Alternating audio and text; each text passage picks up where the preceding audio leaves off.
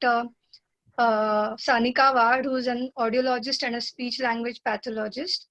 She graduated from Nair Hospital and did her master's degree from Ali Yavar Jung Hospital. And she's been a visiting audiologist and a speech therapist in many schools and ENT clinics. Also, she has been working as a lecturer in Haji Ali and Ali Yavar Jung Institute, Bandra. She has been the president of POSAT, that is Physio-Occupational Speech Academy of Therapists, for 2 years. She has had presented scientific papers in ISHA-Con forums and conducted a lot of seminars on national levels. Right now, she is running a private clinic at Goregaon East, and so we welcome you, ma'am, and we are glad to have you with us. Yeah, good evening. 1 minute. Shall we start? Yeah, ma'am, we can start.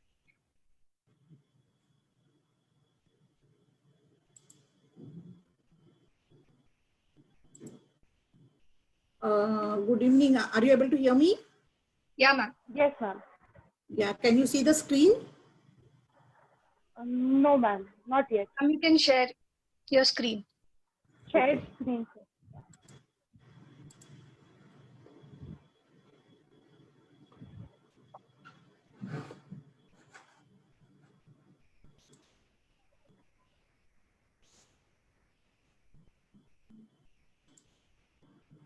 One minute, huh?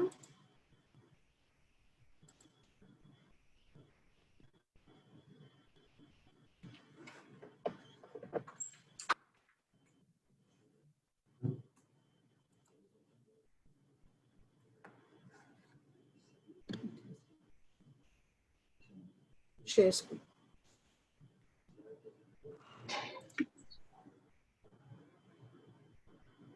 Share. Now, can you share?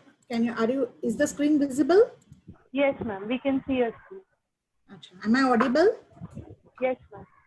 Okay, good evening, everybody. Thank you, and thank you for giving me the opportunity, Sneha Rehabilitation Center, for a wonderful talk and interaction with co-professionals like you esteemed people. So shall we begin? I am a professional audiologist and speech therapist, and being an audiologist and speech therapist, I practice in both areas, that is audiology and speech language therapy. So we will have an overview of what is audiology and speech language therapy and how we deal in a pediatric population. So when we are talking about audiology and speech therapy, it is very important that our entire therapy is based on the focus on importance of communication. Now, communication is very important, and communication, language and speech, they all go hand in hand. So when we are talking about importance of communication, I mean, why do we take audiology? Why do we take speech and language therapy? It's basically because importance of communication is very important. And then when we are trying to communicate, what's the focus of communication? Because communication forms the foundation of attachments and developing relationship with parents. So as a young children and as young infants, when they get attached with their parents, they get attached with parental communication, and the child exchanges his behaviors in response to the communication by parents. Another important reason for importance of communication is a language, which is a vehicle for learning. So communication happens with the help of language, and language is a vehicle for your language comprehension and language expression. It is a relationship of speech and language development with respect to academics. We all know that when we are actually doing our academics in terms of reading, writing, spelling, it has to come with understanding, and that understanding has to be of a spoken language, which will get reflected eventually in reading and writing form. It is also important that our language is very important to build our social relationship, is to make friends, to be well-being and mix up with the society at our age appropriate level, and also have a better communication in terms of making friends and building relationships. It is also important to speech and language and communication skills are important to reduce behavioral difficulties in children as well. We all have seen in our therapies that whenever language understanding improves the behavior problems in pediatric population, especially the population that we deal with, I mean children with special needs, the behavioral difficulties reduce a lot because the children start understanding, they start thinking, and their behaviors mature. It is very important to build up the communication, to build up our self-esteem and confidence, because we all know that language forms the vehicle for improving our confidence. Now, what happens is when we are talking about communication, it is very important for us to know how the speech and language develops in young children. So when we are talking about young children, because that is our focus of attention and our population that we deal with, it is very important first that we listen to our parents, caregivers, and family members as a young infant.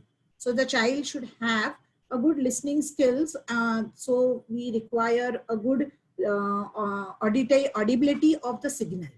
Once child starts keep listening to the commands and the interaction among parents and the interaction to him, they start comprehending and they start decoding the language in terms of comprehension of comprehension skills. Once they comprehend a particular thing, they remember.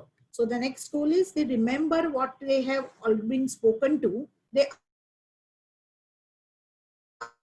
apply their intelligent child who is neurologically typical, neurotypical children, how they learn their languages, how they learn their language and apply them to speak. And when they apply their thought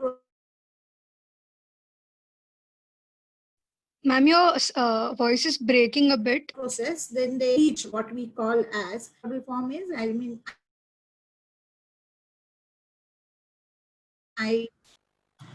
is it okay now? Yeah. Yes. It's breaking now. Now it's fine, ma'am. Yeah, it was audible. Am I audible? Yes, Yes. ma'am. Okay. So what happens is in a neurotypical child, the child remembers the words, they apply their previous experiences and thought process, and they actually start speaking. When they speak, there can be two modes of communication. One is a verbal mode, that is actual words.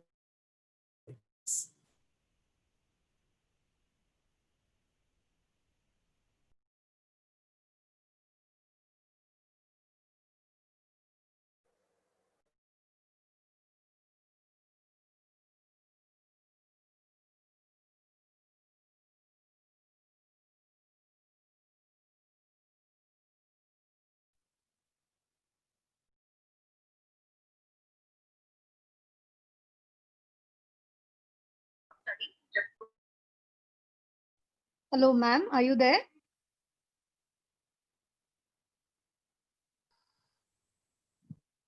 Ma'am, you're on mute. We can't hear you.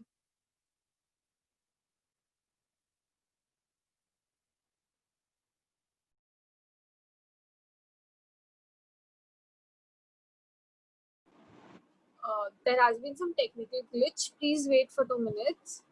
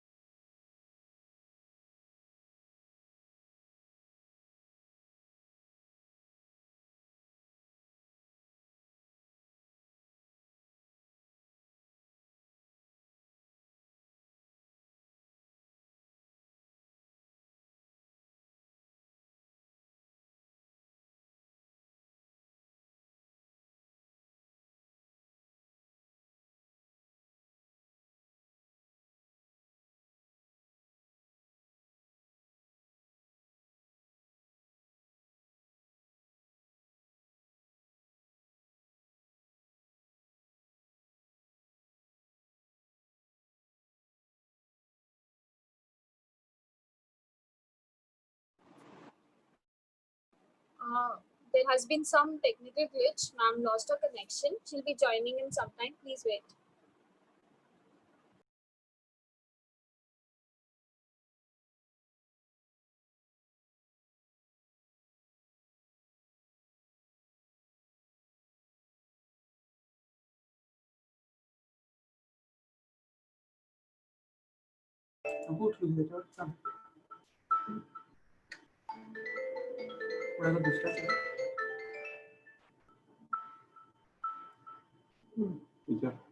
Hello? Yes, ma'am. Hello? Hello? Hello. Yeah, are you able to hear me? I'm so sorry. There was some problem. No problem, ma'am. We can hear you now. Okay. So Yeah. when I'll just go to the previous slide where we had left. Ma'am, can you please share your screen? Yeah. Yeah. Share screen. Is it visible? Yes, ma'am. Is, Yeah. so, is it visible now? Yes, Yeah, ma'am. We can hear you. Yeah, Yes, yeah. Sorry, yeah, very sorry. Now the thing is that we were talking about speech and language and importance of communication. When we said importance of communication, we said that why communication is important and what's the general speech and language development goes in a typical neurotypical child. So when we have assessed, we already know that the auditory responses are extremely important for a child to have a good listening skills. So pediatric population which comes to you between 0 to 24 months, you need to observe these responses as one is eye widening. So when you talk to him, the child should have a widening of eyes and it should have eye blinking. It can have startle. It can have arousal from the sleep. When you are talking little loudly, the child, or when there is a signal, auditory signal is produced or auditory signal is introduced, child should become quiet. He should have a interest in listening attitude. And at a higher level, when the child grows up, he should have localization towards the source of sound. Of course, these responses are observed at different age group. I can share the slide later as to what age group which auditory responses are expected. But these are the general responses because this is the pediatric population that we come across many times in, most of the times in our clinic.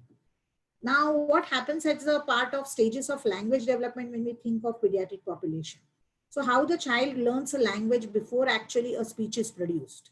So the child at 6 months, generally after birth, if all the typical conditions are favorable, then the child starts vocalizing and babbling at the age of 6 months. Then he has a repetitive babbling in different formats. And by the time the child becomes 1 year, he has a one-word stage. So that means a one-word stage means child speaks meaningfully, at least one word. Number of words that are coming, that are evoked at 1 year are different across the age, across the family backgrounds and the stimulation with which the child is has been brought up. But generally a meaningful one word starts appearing at the age of 1 year.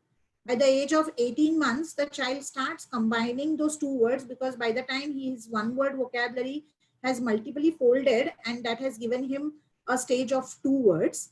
And then at 2 years, the child starts speaking simple phrases, that is a combination of at least 3 to 4 words together. By the age of 3 years, the child starts combining those phrases and sentences to form a combination to narrate a small incident in broken format. By the age of 4 years, the child starts developing sequences and narration, which are like, child has had a previous experience of going to mall, then he would narrate to a listener as to what he did in a mall in a sequential way or in a narrative way or talk in a detailed way. At 5 years, the child is almost like has a description and his language is so proficient that he starts speaking like an adult. I mean, most of the grammatical structures that we expect in adult starts evoking and almost stabilizing at the age of 5 years. By the time after 5 years, the language development continues to grow and that gets added to his academic achievements as well in future. So suppose if a child is at 6 months, he would say ba ba ba ba ba ba da da da da da da in response to a listening auditory stimuli. By the time the child is 1 year, he either says mama, dada, wanna, gone, water, and by the time he is at 2 words, he says mama water, so that is mama I want water, or mama dudu, so the mama I want milk. And at the age of 2 years, the child says mama want water, so mama I want water. At the age of 3 years, the child has a complete sentence like mama I want water. At the 4 years, the same sentence would go in mama I am feeling thirsty, please give me water. And at the 5 years, the child may say that mama why don't you give me water, I want water. So the same sentence would go into different complexity as the age advances. Now for our interest, it is very, very important that we, since we come across a lot of children who have a physical disability, so we are very much concerned with their normal sequence of oral motor development and their eating habits. So I have here on a slide jotted down so many responses that are expected in terms of speech and swallow. Now swallowing is a form basically which will improve and integrate as the muscle tone code gets improved. And even before, sometimes when we see, you people are going to see them first, and you are also equally concerned for their swallowing responses. So this is a detailed slide of how the responses we expect, or what kind of responses that we expect across the age group. So this I have listed down from 0 to 3 months, 4 to 6 months, and 7 to 9 months, and so on. So basically the child requires a lot of integration of your oral musculature, your swallowing, and your vocal cord mechanism, and also very important is your respiration.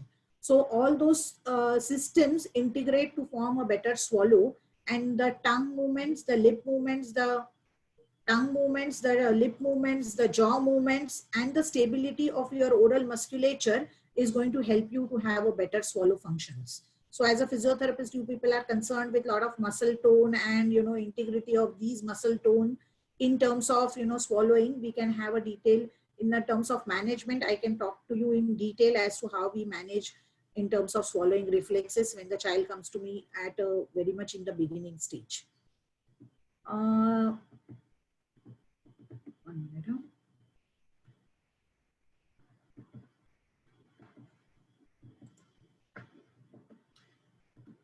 So when we are talking about, we have already spoken that why communication is important, how is the language developed in young children, why audiological responses are very, very important. Audiological responses, I mean the listening skills are so important. So when we find that there are any of these systems which are disturbed in children, our primary motto is to have a referral, appropriate referral to the professional. So when the child is referred to us for audiological assessment, audiological assessments as a field of audiology is divided into two fields. One is a diagnostic and other is a rehabilitation. So in a diagnostic audiology, basically when the child comes to us, we try and assess the auditory capacity or acuity in different with different test batteries. So for a pediatric population, we generally use something called pure tone audiogram, behavioral observation audiometry. Pure tone audiogram is basically a picture that reflects your status of outer ear, middle ear, inner ear, and the nerve auditory nerve which connects to the brain.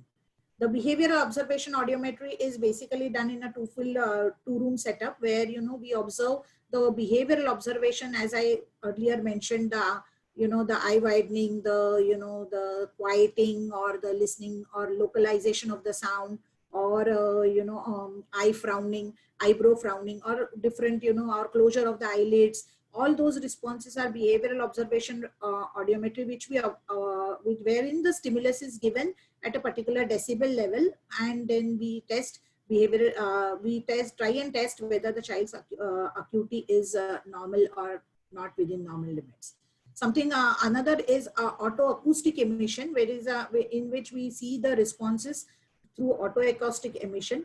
Next is the tympanometry and acoustic reflexometry, that is done mainly for children who have frequently middle ear infections. So sometimes when the hearing problem is there, it could be related to the wax accumulation, wherein the ENT surgeon removes the wax and then sends us for behavioral observation audiometry. Or sometimes the child could have severe infections in the middle ear, because of which the child is not able to hear. So in those cases, we do tympanometry and acoustic reflexometry, in which child's cooperation is not required. We can do it even if the child is not willingly ready to cooperate.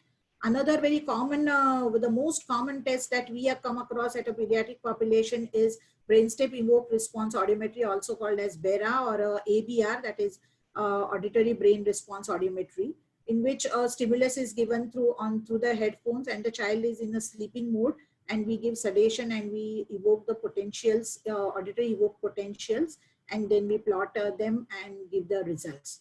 Another important thing is the speech audiometry, which is also done mainly in a 2-room setup, where I provide the speech signals and I observe the child's ability to respond to speech. So these are some of the diagnostic audiological tests that we carried out for pediatric population, depending upon the complaints and depending upon the child's age and other conditions. When we observe that there is a problem at the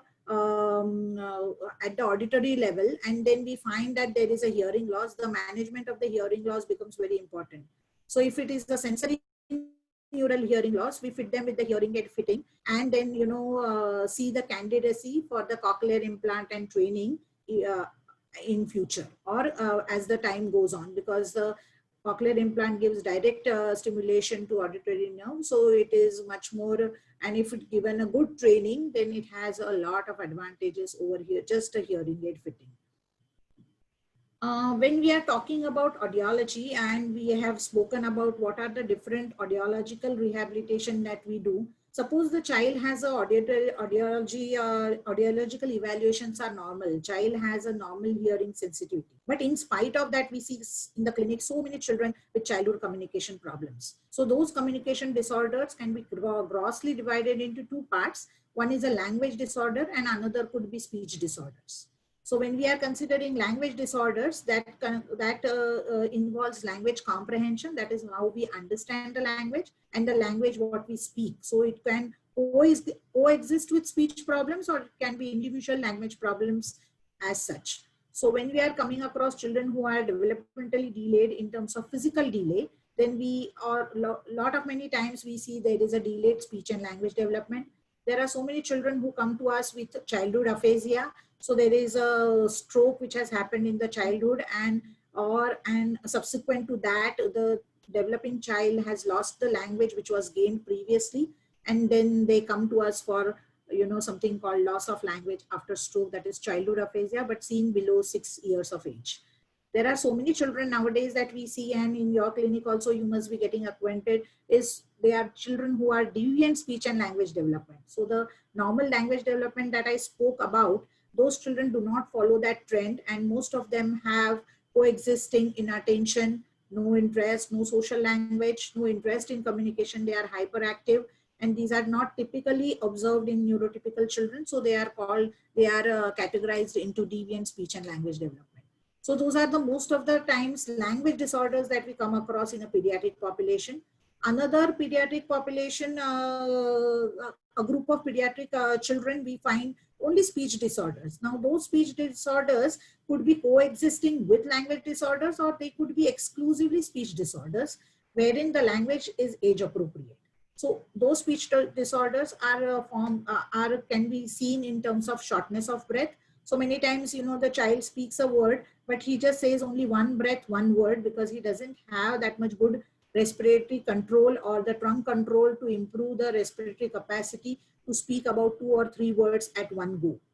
Sometimes we also see children who have a breathy or hoarse voice quality, or they have a very poor loudness, because basically they are not able to approximate their vocal cords optimally. So the vocal cord, the tone of the vocal cord muscles are very weak, and then we'll end up having children who have poor loudness in speech. So sometimes they may have a good speech, but the speech is very loud in the beginning, and as the sentence goes on, the loudness reduces. In those cases, we attribute to the coordination of respiration and phonation level of their speech. Sometimes we see children who are hypernasal, or they could be hyponasal. So their voice is good, their breath span is good, but then still they speak, which is not so intelligible to a common individual. Basically, they exhibit more air through their nose. So they have a nasal voice, or they could be a denasalized. So their nasal voice, their nasal sounds as in mo and n are hyponasal. So they are denasalized. Mo and n are not heard very clearly. or sometimes when there is a hypernasality, the other sounds also are sounding like mo and n many times because of the air escape through the nose. So these are some of the children who have exclusively hypernasality or hyponasality. Now, the next is we see so many times children who have are you able to hear me, all of y'all? Yeah, ma'am. Yeah. So what happens is sometimes we see children who have misarticulation. One of the very common reason or common condition that we see in pediatric population, that children who have developmentally late speakers are also, when they start speaking, their articulation is not up to the mark. One thing related to their muscle coordination, another thing could be related to their tone, or third thing could be that parental modeling cannot be sometimes is not correct, so sometimes they have misarticulation. So misarticulation, exclusive children who have exclusive misarticulation, or what we generally know as mispronunciation, could be coexisting with the language disorder, or it could be purely a speech disorder by itself. We also come across so many children who have stammering. So when the children come to us and when they have a stammering, we always find we have to look out whether they had a language delay in the beginning. If they had a language delay, how much delay it was, and how did they develop their language before actually they started speaking. And when they start speaking, then we observe in stammering what calls attention or what can be managed with the home program. So there are different scales of rating scales which we apply when we are actually assessing a child with stammering. There are so many children which we see with cleft lip and or palate, in the sense they have either cleft lip exclusively or they have cleft lip plus palate. So in that case, in those children, what happens is the entire system of resonation and phonation and articulation, everything is affected, and that lands up into the nasal. A lot of surgeries in the childhood years, they have a lot of muscle tone issues, and language development is also affected because the child has a lot of hospitalization in and out. So those are some of the children. Those are the children wherein you find exclusively speech disorders. They may not be, especially cases like misarticulation, stammering, and cleft lip or palate are the children who may have exclusively speech problem, not necessarily coexisting language difficulties. Are you able to hear me? Because there is some connection problem that I see from here. Ma'am, we can hear you. Yeah. Okay. No, there is some connection problem which actually appeared. So I was thinking whether it got disconnected in between. Okay. So now when we are trying to talk about audiology, language and speech, we have come across what different kind of a group of pediatric population that we come across wherein they require speech and language therapy. So one is a common reason that I just told you, hearing impairment. So children who have a hearing issues have to be fitted with hearing aids, and then the training and cochlear implant. After cochlear implant also they have to undergo audiology and speech. They have to undergo language therapy. There are children who have low intellectual functions. Also because of their low intellectual functions, their grasping is very poor. So in terms of language being a fine motor skill, we also find the language delay. The common children are the common population that we see wherein there is a cerebral palsy, there could be autism, there are children with hyperactivity, there are children with neurological impairment, and children with developmental delay also have speech and language, also are the population wherein speech and language therapy is required. Also misarticulation, stammering that I just spoke about. Now, whom do we refer, and when do we refer for speech and language therapy? So there are different conditions in which a speech and language therapist attention is required. First is the persistent concern by the caregiver. Now the caregiver could be a parent, because that's a first level wherein the parents may find that there is something wrong with the language development, or the child is not able to understand instructions, and there is some attention which is required, which I find that my child is not picking up in a normal, typical way. It could be a persistent concern by a caregiver. It could be a development which slows down or plateaus after some time. There are so many children wherein we see in a autism spectrum disorder where the child was developing normally his understanding or language comprehension, and suddenly the child starts becoming quiet, or the child withdraws himself, and definitely we find that the development slows down or it is different than what he was showing previously. Also, some of the children wherein no consistent words, that means no meaningful words, appear by 18 months. So when the child does not have any meaningful word by 18 months, but still, and though there is no delay in such physical delay, also the child requires the attention of a language therapist to find out why there was a delay and how can the delay be prevented. No word combination. So sometimes some children start talking early, but then they don't grow with that speed which is expected. So by the age of 24 months, they do not have word combinations and they get stagnation, or they don't progress further beyond one word stage. So the language age does not fall like a typical language age. So on those occasions, also the language therapist has to intervene, because those are going to be the basis for him to think better and then to improve his academics at a later period of time. So it is very important for us to know that if the child has started speaking, but the speaking is not age appropriate, we require attention of a language therapist. Now, sometimes we find that the speech is difficult for parents to understand at 24 months. So what we expect in a regular language development is when the language starts growing and the words start growing, the irrelevant talk or the jabberish talk starts reducing, and then more meaningful conversation starts setting. When we find that the speech is difficult for the parents to understand even at 24 months, that the child has meaningful words but has a continuous jabberish talk or non-meaningful speech along with it, we require attention of a speech therapist, because that's not a typical way the child will develop. Also, we find that at later age of time, the child has started talking, but his language being not age appropriate, or he has started speaking, but there are so many languages that come in picture. At a school level, there is another language. At parental level, there is another language. With peers, there is another language. So many times the disfluences start setting, and those disfluences, what we call as part word repetitions and dragging, and they are with tension. So the disfluencies which are more than tension free and whole word repetition, that is when the child says mama mama I want milk, is we consider that as a normal. Of course we have to look at the age of the child, but when the child says mama mama, so that is a part word repetition which has to be attended, because that may land up into stammering eventually in some children. Referral criteria also has to be when speech is difficult to understand at 36 months of age. Child has a difficulty following instructions and difficulties using language appropriately. So many times the child picks up the vocabulary but doesn't use that vocabulary in a social situation or in an appropriate manner. So we require a referral from a speech and language, or we require the child to be referred to speech language therapist. Child is frustrated or teased. This is very, very common when the child is not able to communicate up to the mark with their peer group, or is not able to express their own needs. So we have to help out a child to communicate better and more effectively. Also, sometimes the children who are stammering or who have just begun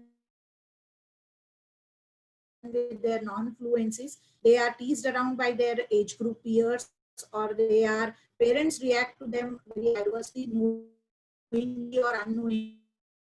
So the child requires to make the parents aware, and will help the child to reduce its frustration in the due course of time, so that the child does not develop stammering in future.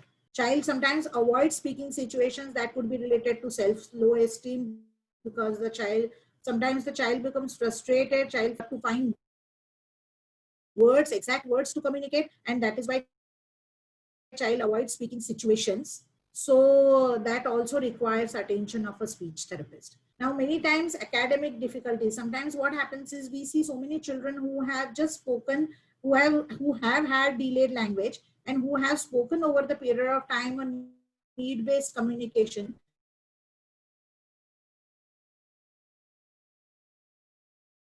Parents generally, discontinue therapy, and they go into academic studies and more formal education. If they are not able to follow the instructions of a teacher, then the comprehension of instructions, and then producing them in reading and writing becomes more and more difficult. So on those children, in those children, we have to find out whether they had a language delay in the past and whether their language skills are age appropriate to pick up their academic skills very smoothly. So those are also the children who are language is interfering in their academics. So what do we do as a general principles in speech and language therapy when the child comes to me?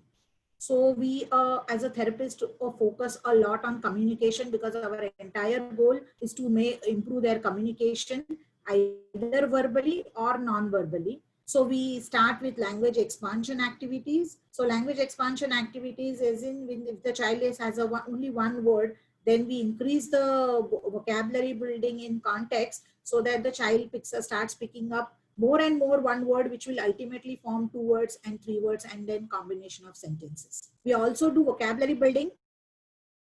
Of course, the vocabulary building has to be done meaningfully and in a context, because just developing vocabulary does not mean that the child will use that vocabulary appropriately in communication, which is very, very common with children with ADHD and autism spectrum disorder. When the child gradually picks up the words and the sentences, our idea is to improve more quality language by using a picture description, narration, a storytelling, and social use of language development. So basically, when they use the words, they have to be socially appropriate, and they should able to communicate effectively with that use of words. So we involve the children in turn taking turns, topic maintenance, topic narration. So basically a lot of pragmatics comes into picture, that is language in use. We as a therapist also focus a lot on oromotor exercises for strengthening, because we all believe that when the speech difficulties have a lot of base in their oromotor coordination. So we do a lot of exercises in terms of using brush or using manual textures or different kind of a food material in terms of various consistencies of food material, that is a soft diet, and a semi-solid and a liquid, depending upon the level of the difficulty that the child is facing. We also use a lot of positioning in terms of oromotor exercises, because while feeding, it is important that the child should not choke, and then it should be a very comfortable position comparatively within their limitations, so that the child has a better speech and swallow reflex. We also do a lot of vocal exercises. Those vocal exercises are basically to improve loudness, basically improve voice quality, and also in adult cases they are used in patients with vocal nodules and vocal polyps. We also apply fluency shaping program for children who have a stammering. So fluency shaping program involves prolongation and different other techniques, parental education, and making the child to be less frustrated. So using different techniques to use to have a better fluency, so that the child can effectively communicate with others without landing up into low self-esteem and frustration. Our major role when we do speech and language therapy is like with parental support, because unless and until parents give the support, it is not going to be very effective. So along with the speech therapy, we do a lot in terms of parent education, and we educate the parents how to communicate with the child, when to communicate, how to expand the language, and when to expand the language. So there is, in the beginning years when the child is coming to you all, as a therapist also, you all must remember how to talk to the child, which I'll just briefly talk upon. Along with that, parents have to be referred for speech and language therapy, not formal education or not formal therapy, but at least to make them aware as to how to make the speech effective or communication effective, so that by the time the child has gained some sitting tolerance, some listening skills, and some attention, and are referred for any formal speech and language therapy, the crucial time is not wasted. So we provide parent education in terms of role of stimulating language development at early age. We promote an optimal listening environment, because it is very important for the child to listen before the signal gets processed. So the child has to be in a better seating position. It should gain attention first. So as a therapist, I always suggest that you as a professional also must call the attention of a child before the instruction is given. For example, if the child, suppose XYZ Ayush child named Ayush is coming, generally we tend to speak, come and here, come here, Ayush, Didi is calling you or auntie is calling you. It's better that we call them Ayush, and then when the child is attentive to his name, then we say that come to Didi or come to auntie or come to the doctor. So what happens is we call the name first and then seek the attention and then give the instruction, rather than giving instruction and then calling out his name.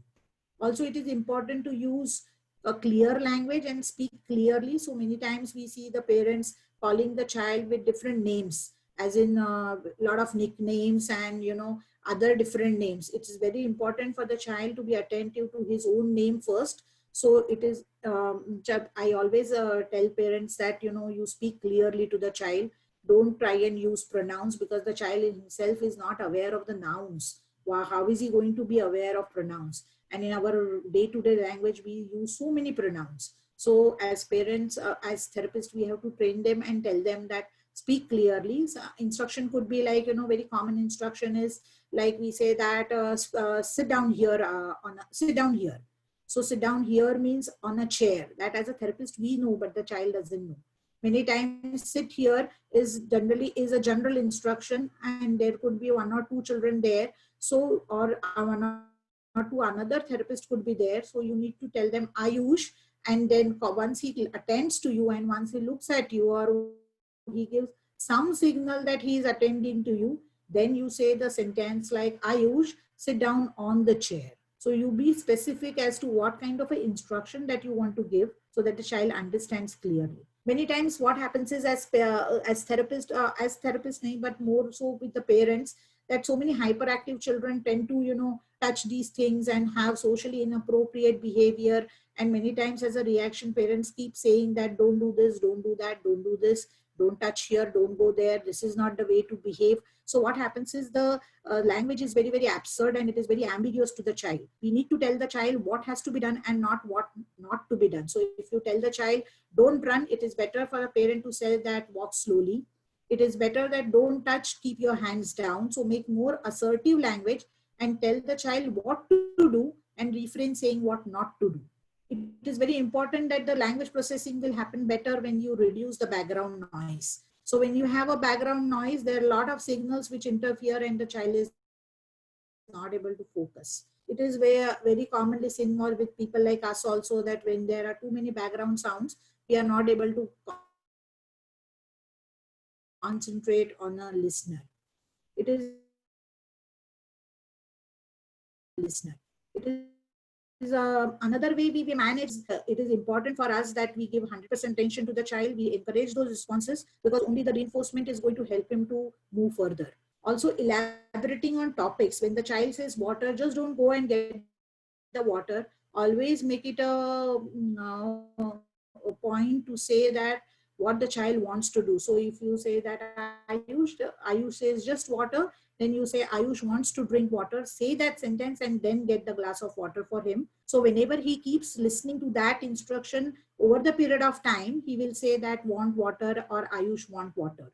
The elaboration will come from the parent or from the caregiver or from the therapist. Only then those words will get synced in and the child will be able to use it in a more elaborative way when he makes repetitive attempts like that. Rhyming games, songs and stories are very, very important because they are going to add up the child's interest, because the music will catch child's attention. It is little slow and steady and it is more interesting to listen to. Regular book reading is also important because reading comprehension forms the basis for their academics. So book reading along with explanation will improve in general their language comprehension skills, which will increase their repertoire of words and which will reflect in their speech eventually, either in the form of essays or narration of a topic, or even while speaking, their language will be more proficient. How are we going to improve the parent's role in facilitating the communication? So when a parent comes to us, in the beginning years, the child comes to us only maybe twice in a week or thrice in a week, but most of the time the child is spending with their parents. So as a therapist, it is very important for me to empower parents and to make them understand what's the need of communication, how to facilitate communication in their daily life. So we always, insist on respecting the child, encouraged, or when the child is, when there are multiple languages, the research says that the child is proficient in across languages. I generally tell parents that the language which is close to your heart and which you can sustain over the period of time is the language that has to be used, because communication is more important and not the academics. So child needs to be communicatively independent, and that communication independence will lead to his academic progress further. So don't think too much on academic. If you are sticking on to English as a first language, then see to it that the therapist speaks to him in English, the parents among themselves also speak in English, and most of the words that the child listens to in a day-to-day environment has to be English. Otherwise, many times the child is spoken, the parents speak to the child in English, but among themselves, since they are so used to, they use their mother tongue. So it is not going to help them if the child has a maximum understanding of that particular language which he listens to. So there are, the language has to be chosen in terms of the language which is very easy for them to communicate. Prepare the child in advance. Many of the times you have seen that I have also told them that whenever you are going outside the house, let the child be prepared for what he is going to face, be it occupational therapy, be a physiotherapy, or even for a speech therapy, so that the child is tuned to what I'm supposed to do in a particular session, and child is prepared to do, because changes are not so acceptable in some of the children. So when there is a change, the child reverses or behaves adversely, and in those cases, most of the time, the child we take to settle down the child and then to get attention and then make the child responsive. Explain daily schedules, avoid junk food and aerated drinks, use screen time minimally. Many of the times parents say that, they show only educational videos to the children. I refrain them, because communication is always a two-way channel. So it's, if the parents speak to the child and spend creative quality time, that's more important than the screen time. Another thing is that I have always told the parents that, whenever you use screen time, don't use in front of the children many times. That is, your own screen time has to be minimized when the child is in front of you, because if you are doing and if you tell your child don't do it, it is not going to be a wise thing. Use sentences in present tense. So many of the times it is young children, their experience is only here and now. So when we are trying to talk about the past events, many times the child has already forgotten about it if he doesn't have enough language with him. So it is better that we use only present tense sentences and what he is going to do that time. Self-talk and parallel talk are also very important techniques in speech language therapy. Self-talk is what we are talking about, and what parallel talk is what the child is talking about. So if the child wants to drink water, I say that Mama is giving a water and Ayush is drinking water. That was self-talk is Mama is drinking water. Parallel talk would be Ayush is drinking water. So I talk for the child. Use of signboards and communication board is going to facilitate them to speak better, to reduce frustration. And so in the beginning period, we know that even non-verbal language is affected for many of the children. So use of signboard also will help them to effect communicate non-verbally before the verbal language sets in. Create the need for the child to talk. So many times what happens is have no awareness as to what is happening around, what they are eating, how they have been dressed up, or what kind of a daily sequences that they are going through. So as a parent, it is our duty to give them ample opportunities to find out and to create situation where the child has to talk, so that the need-based communication gets facilitated. Parents' role also involves that they need to be patient. We know that our profession requires to be very patience in at multiple levels. So we as a therapist and even parents need to be patient, because the progress can be slow in the beginning period. So they need to be patient to understand that eventually the child is going to pick up. Allow the child to express himself. So give ample opportunities for him to express himself either verbally or non-verbally. Encourage those responses even if they are very primitive in nature, because only when we encourage them, they will have a need to talk further. Be consistent in our own behavior, because it is very important that we should not have any mood fluctuations and we should not react For some situations positively, and for the same situation we react negatively depending upon our mood. So, and we are behaviorally consistent across our communication skills. So I say that this is ultimately what points that we need to remember, because ours is. Are you able to hear? Or are you all able to hear me? Hello? Yeah. Yes, ma'am. Yeah, are you able to hear me? Yes, Yes, ma'am. ma'am. Okay. So, ठीक है. Then at the end, I say that I sum up saying that what we have to remember as a rehabilitation professionals, we all know that early intervention is very, very important. Early intervention will lead to further processes being not delayed. So early intervention has to be from a physical point of physiotherapist, occupational therapist, speech therapist, pediatrician, and our entire team, whosoever notices the features first, has to be has to refer to give appropriate referral, so that early intervention begins at different ends from different professionals. Early intervention will definitely lead to early diagnosis. So if you have a diagnosis in our hand, our therapeutic approaches are more specific and they are going to be more effective.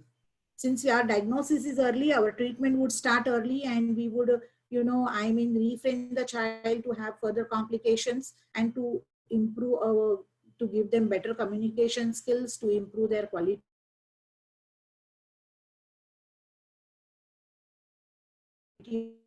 of life in general. It is a home program, but they need to be followed up again and again.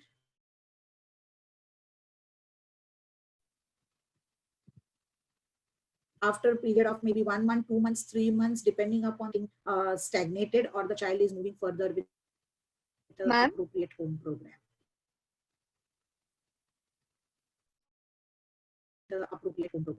So that we can be effectively Sanika ma'am. manage the child and give him a better. Thank you for giving me opportunity. Are there any questions?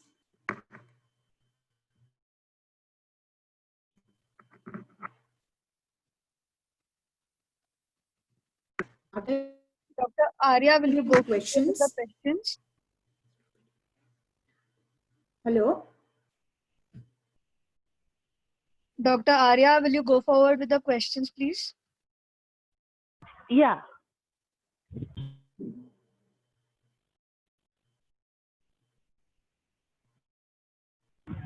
So, ma'am, the first question. Yeah. So, regarding the BERA test, so if the BERA is normal and interaction-wise and otherwise with the child is showing interaction with gestures, so what can be the cause? So it says if the BERA is normal and interaction otherwise with gestures, yeah, so with gestures is normal and child is interactive, what can be the other causes for speech delay? Can you repeat that question, because I could. Gagan ma'am, are you online? Can you ask your question? So it's not clear. Yeah, I can do that. Ma'am, I wanted to ask if the BERA test is normal and the child otherwise is interactive in the gestures and is following the command, etc. And the child is around 1.5 to 2 years in between this age. So what can be the other causes for it? The delays. Basically, correct. So when those cases are there, we have basically the child has to imitate how the speech will come. The speech, expressive speech will come with imitation, isn't it? So if the imitation skills are age appropriate, then the child will speak eventually. If the imitation skills are not age appropriate, then we have to look at the language, whether good or not. And if the language is not appropriate, work on the language, and the expressive speech will start working. So, ma'am, till what time can we Am I wait? clear? Like the child is already 1.5 to 2 years or old.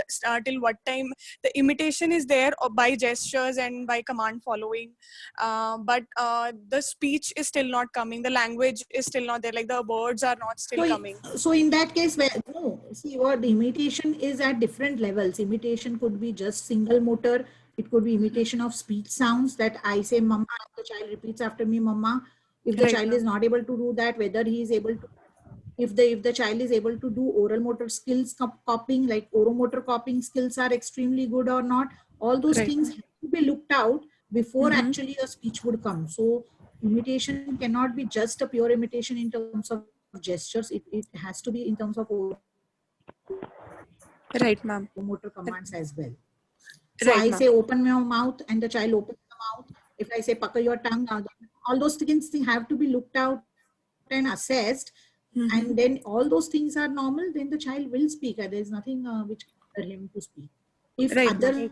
other language skills, listening skills, and oral skills all are at place, or all are, they are age appropriate. Okay, ma'am. Thank you so much, ma'am. Yeah. So, ma'am, the next question is, if we have a preterm child who has come to us at 20th or 25th day of life, which test would you prefer, OAE or BERA? Ma'am? On the 25th day of the life, the generally, yes, is the primary screener. Okay.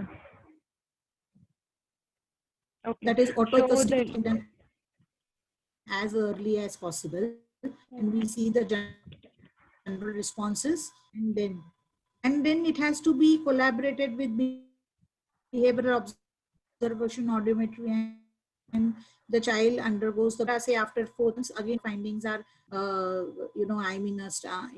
correct or not, and then we monitor the progress eventually. Okay. Yeah. So, ma'am, the next question is, for a 2.5-year-old child, if the BERA is normal, while the child does not respond to sound or no sound or communication with the family, rest everything is normal, what can be done? Rest everything is normal means language skills are age appropriate. No, See, the what child happens does is not language and respond to speech are sound. two different domains. Yeah. Child does not respond to sound at all. In that case, we have to see whether the child doesn't respond to only speech sounds, or child doesn't respond to any sounds. Generally, those children generally respond very well to music, generally respond to a lot of their, the interesting sounds or the, interesting rhymes, they respond very well. Or in, their favorite advertisement, they run from one room to another. So all those other behavioral responses to auditory stimuli also has to be looked out. And if there is a lot of interest in music and other skills, we have to rule out other features which may interfere in child's development. Okay. So, ma'am, the next question. So, can you put some light on stammering, like till what age it can be corrected, or any specific scales to identify it? And if in case it's in the adulthood, how can it be managed?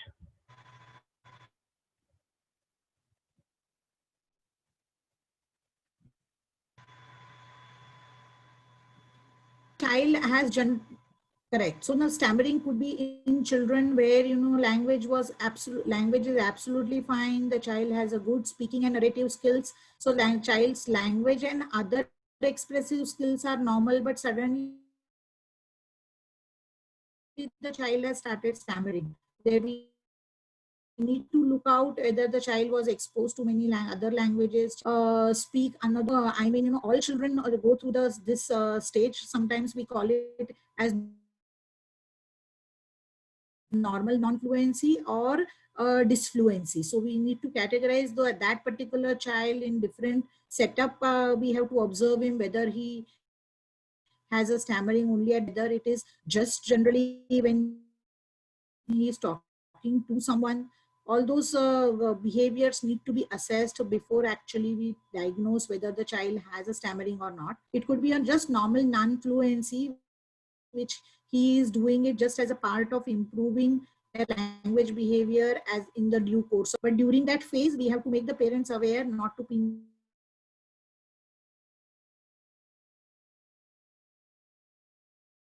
penalize the child, and how to model understand to make him realize that to get away with the smooth speech patterns. I mean, you know, he will develop those smooth speech patterns with the help of the therapist and as with the help of the, see, even with children who have disfluencies, with the easy onset of speech and prolongation techniques, those disfluencies also tend to reduce over the period of time. Okay. So, ma'am, can Yes. you throw some light on echolalia? Echolalia in children in general, or children with difficulties as in autism, or, you know, I mean, Yeah, autism in spectrum. special kids, yes, in autism Yes. spectrum disorders, yeah.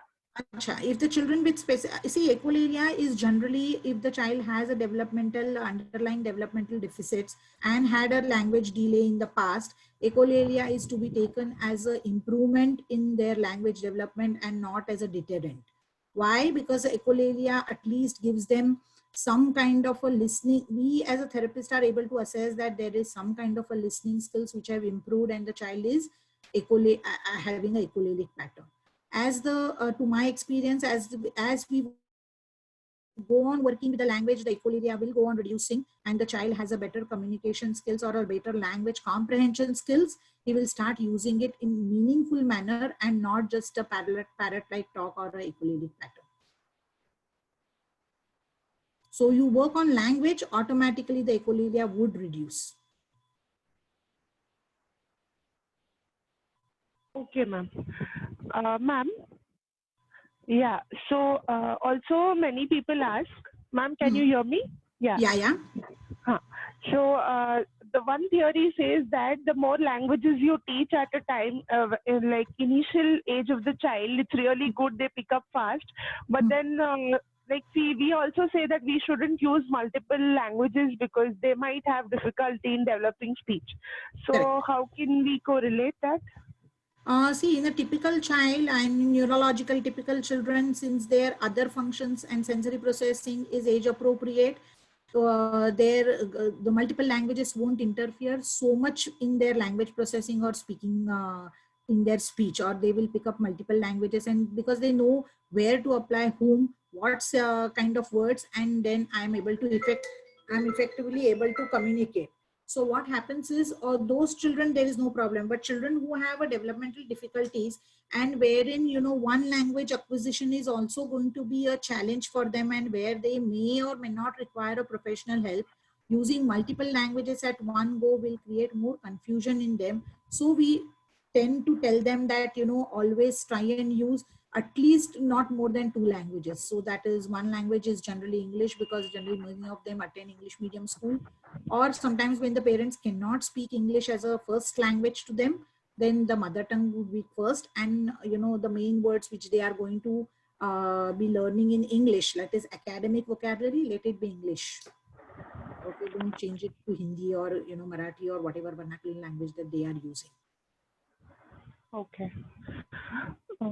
So the last question for today's session, ma'am. So, ma'am, most of the times we get a feedback from the speech therapist that the kid has praxis issue when it comes to speech. So does it go off completely after therapy? And if not addressed, by what age can it be expected to improve? Or will it be carried throughout the adulthood? No, see, what happens is childhood language apraxia sometimes coexists with autism spectrum disorder, or where there is poor imitation skills, right? Now, when they coexist with autism spectrum disorder, and when we work on imitation as a goal in our language therapy, generally they would go away eventually. Okay. And then they would have normal language development, I mean, you know, a better communication skills or need-based communication, and their apraxic movements would reduce drastically as the time frame goes on.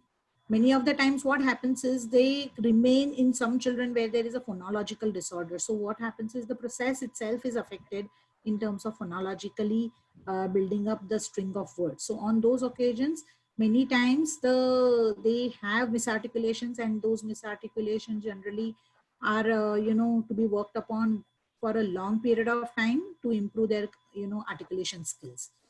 In those cases, the apraxic movements tend to be a little more rigid and we need to work more. But when it is related to language, or when there is a coexisting autism spectrum or ADHD, when we work on imitation, we also work on oral imitation. So apraxic movements would tend to reduce as the language comprehension goes on, or when we, as and how we work on imitation of oral skills.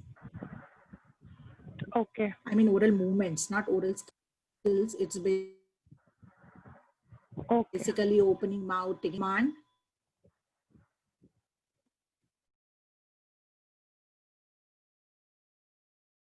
Looking at the listener or looking at the therapist or a parent. Mm-hmm. Okay. Yeah. Thank you so much, ma'am, for addressing all our questions. I hope all have got the answers. Yeah. Mihika, thank you over so to much, you. ma'am, and thank you for. If there are any more questions, you can email it to me.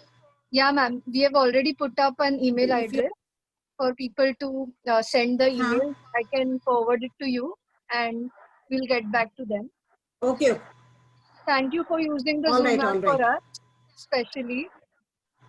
Yeah. Thank you very much. It is mutual. I had a wonderful opportunity to interact with all of you, and I'm sure that it would be of some help to you all. Yeah, ma'am. Yes, We had a ma'am. lot of insights today. Yes. Okay. Thank you very much. Thank you, ma'am. Yes. Yeah.